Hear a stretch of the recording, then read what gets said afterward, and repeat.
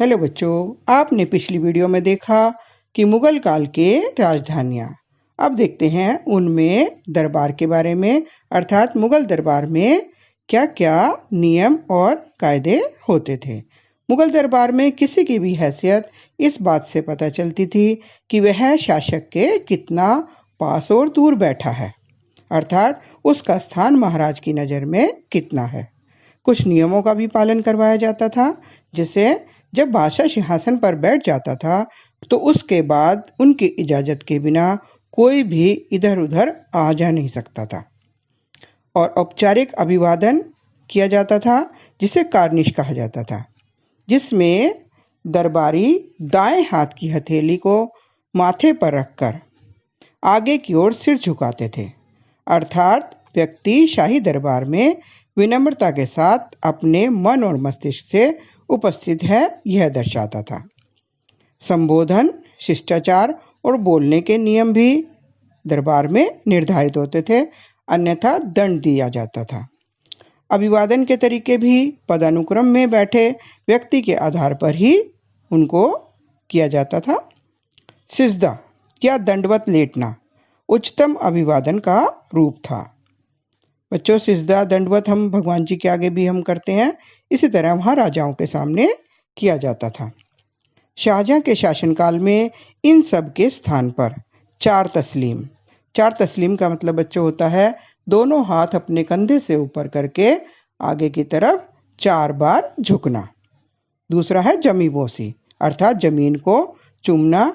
ये तरीके भी अपनाए गए। मुगल दरबार में आने वाले राजदूतों से भी इन अभिवादन के मान्य रूपों को करवाया जाता था। अब एक अंग्रेजी दूत जेम्स वन के समय में आया, टॉमस रो, जो भारत में आया। जब जहांगीर के सामने यूरोपीय रिवाजों के अनुसार उसने झुककर अभिवादन किया सिर्फ, और तुरंत कुर्सी की मांग कर ली, तो उसकी इस हरकत को देखकर सारे दरबारी आश्चर्य में रह गए। तो ये तो थी दरबार की परंपरा। अब आता है बादशाह का दिन कैसे आरंभ होता था।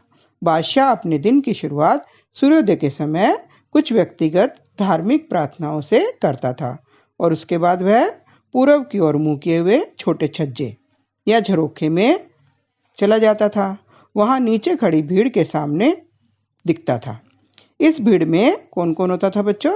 सैनिक, व्यापारी, शिल्पकार, किसान, बीमार, औरतें, जो बादशाह के दर्शन के लिए खड़े रहते थे। इसे बच्चों नाम दिया जाता था झरोखा दर्शन। यह प्रक्रिया लगभग 1 घंटे की होती थी।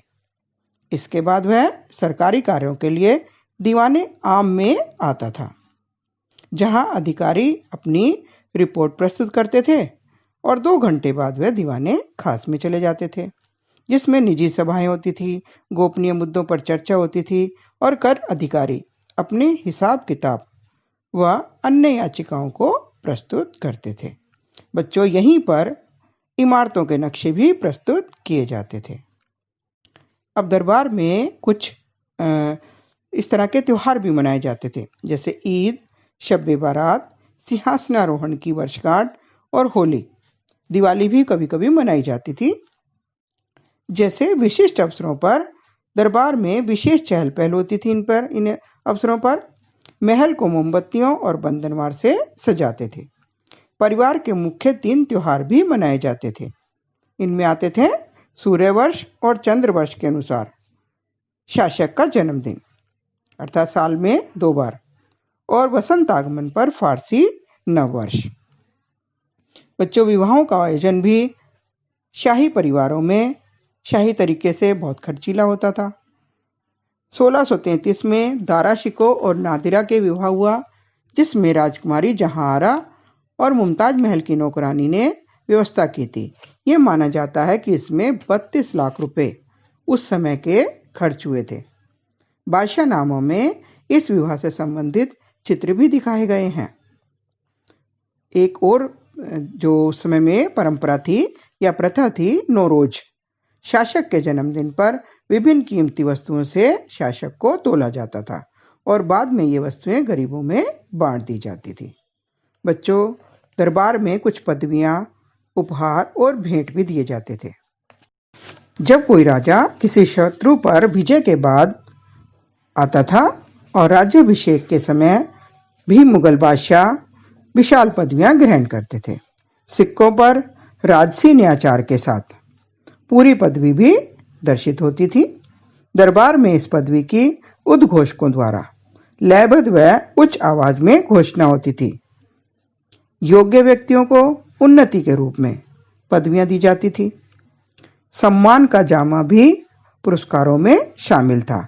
जामा का मतलब होता है बच्चों, जो बादशाह ने पूरा एक ऊपर से नीचे तक का गाउन पहना होता है, वह गाउन लोगों को सम्मान के रूप में दे दिया जाता था। सरप्पा एक तरह का पूरा पहनावा है, सिर से पांव तक जो बादशाह पहनते थे। जामा, पगड़ी और पटका इसमें शामिल होता था। बादशाह अक्सर पगड़ी रतन जड़ित पहनते थे, कभी कभी उपहार रूप में भी इसको दे देते थे। रतन जड़ित गहनों का एक सेट दिया जाता था जिसको पदम सुरप्पा भी कहते हैं। अब दरबारी बादशाह के पास जब भी जाते थे सदैव कुछ ना कुछ लेकर जाते थे। या तो वो नज के रूप में धन और मोटी रकम लेकर जाते थे या फिर किसी तरह की उनके सामने घोषणा करते थे। उन्हें सम्मान और आदर का प्रतीक माना जाता था। राजाओं के संबंधों संधियों में भी ये भेंट महत्वपूर्ण रोल अदा करती थी। टॉमस रोज, जिसकी हमने भी बात की थी, जहांगीर के समय में आया था, इसने आसिफ खां को उपहार में जो अंगूठी दी वह उसे लौटा दी गई वापस, क्योंकि बच्चों वह केवल 4 रुपए की थी।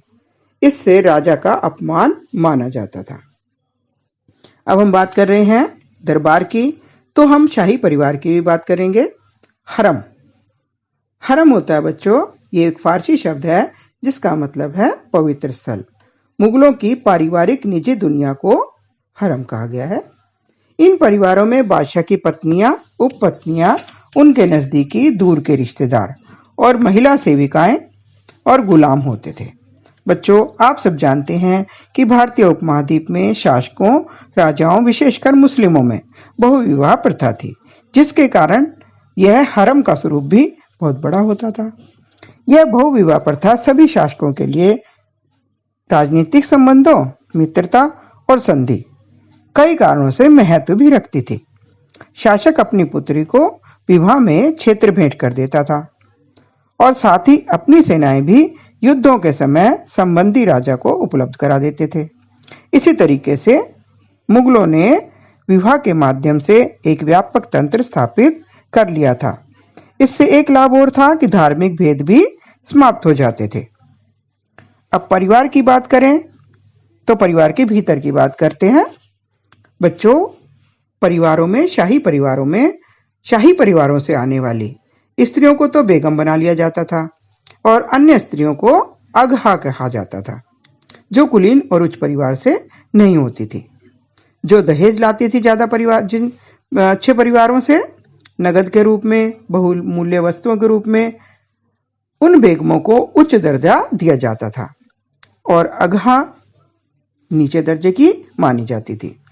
उपपत्नियां, जिन्हें अगाचा कहते थे, उन्हें सबसे निम्न स्थान प्राप्त था। ये तो बच्चों एक तरह से वेतनिक अधिकारी व नौकर ही होते थे, जिन्हें नगद, मासिक भत्ता और अपने दर्जे के अनुसार उपहार मिलते थे।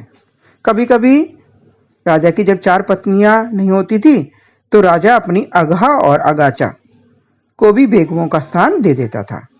एक और बात बच्चों, राजा जिसे अधिक प्रेम करता था अथवा जो शीघ्र ही उन्हें संतान सुख दे देती थी, उन्हें ज्यादा जल्दी उच्च सम्मान मिल जाता था। आपने अभी पढ़ा, परिवार में दासियां और गुलाम होते थे।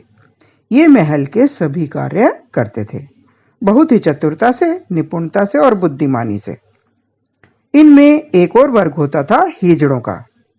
बच्चों, ये दरबार में हरम के भीतर और बाहर दोनों कार्य कर सकते, दोनों जगह आ जा सकते थे। मतलब रक्षक, नौकर और व्यापारिक सहायक के रूप में इनका दोनों जगह आना जाना हो सकता था। ये एक तरह से एजेंट कहलाते थे। अब बच्चों आते हैं रानियों की बातें।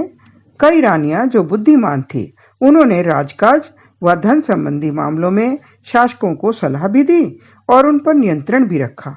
जैसे जहांगीर की महारानी नूरजहां ने, शाहजहां की पुत्रियां जहां आरा और रोशन आरा ने। इन्हें कई स्रोतों से वार्षिक आय होती थी और राजस्व भी प्राप्त होता था।